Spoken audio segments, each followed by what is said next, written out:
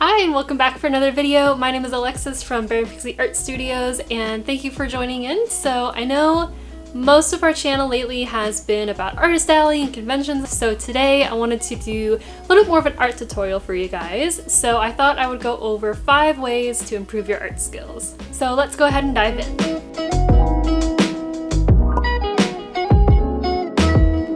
The number one tip that I use is use references. Now, I know you'll probably hear that a lot. A lot of times I will use references for many different things, whether it's a hand pose or like an animal if I'm needing to know something about like the anatomy. All those kind of things can be really helpful. So definitely use references where you can. The main difference of using a reference and then just copying it is, obviously you don't want to trace it, so definitely don't want to do that, but basically just kind of using that as your base and then going from there and adding in your own style, your own skill sets, and your own kind of story to the photo. A lot of artists back in the day, before computers and Pinterest and Google Images and all that kind of stuff, artists would have live actors, or for Lion King they'd bring in real lions for the animators to reference how they would move and act and play. And so it's really important to have references,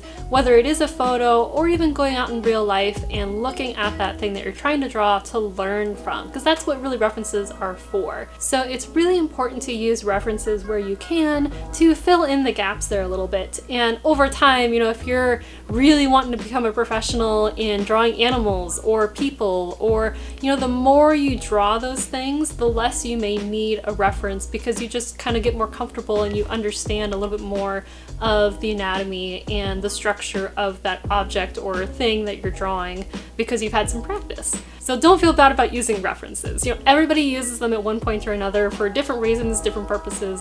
Tip number 2 is to plan out your drawings.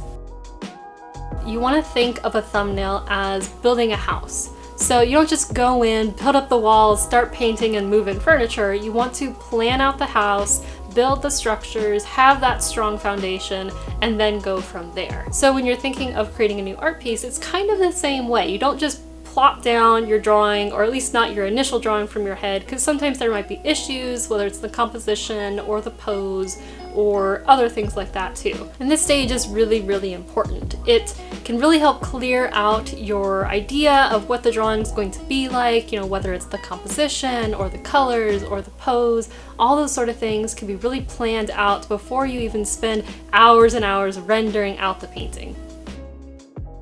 So when I initially start out my thumbnails, I'll usually do 1 or 2 different versions, just kind of getting the initial idea down out on the paper so I can see what I'm thinking and work out some of the issues like I talked about before. And I'll do multiple different versions. So I won't just leave the first drawing. I'll usually change up either the composition or flip the canvas, or instead of doing vertical, I'll do horizontal or other things like that, and just kind of see what may work better, because a lot of times our first idea isn't always the greatest. And the great thing about thumbnails is they're not supposed to look really pretty and polished. It's just getting the idea down on paper. So I'll keep these thumbnails really loose, very sketchy. It's not about being very pretty. It's looking at the image as a whole and then going in and fixing and all that kind of like pretty stuff I can do later. And thumbnailing is great for experimentation. Don't be afraid to try something new, whether it's a new color palette that you're wanting to experiment with or a certain pose. These are really sketches only for your eyes, so it's okay if it doesn't work out because no one's really going to see it anyways. The key to thumbnailing is experimenting and just having fun. Tip number 3 is to flip your canvas. Now this is really helpful to just get some fresh eyes on your canvas, and sometimes when I'm working hours and hours on a painting, I get so focused in on certain details and it's really hard to kind of see where some of the flaws are because I'm kind of like tunnel vision on my painting. So flipping your canvas is a great way to just get fresh eyes, look at your painting from a new perspective. Tip number 4 is to study from other artists. Now this could mean a variety of things. You can study from modern artists to you know, how they do their color palette, or brush strokes, or composition, or shape language. All that kind of stuff too can be really informative of helping you develop your own art style, of what you like and dislike from other perspectives from other artists in there too, to help inform your own skills. Now, I would broaden a little bit more than just looking at what you typically see on Instagram or YouTube, things like that. You know, look at history, you know, look at the masters from different time periods of art throughout history. Can be very informative of just looking at how they did their own art skills and how did they set apart their different art styles as well back then. You can get inspiration from a variety of things too. All this can really broaden your horizon of not just your art skills, but your life in general too, of being able to pull from different experiences from your life. And you may find something that inspires you than you wouldn't have thought of. Tip number 5, now story is key.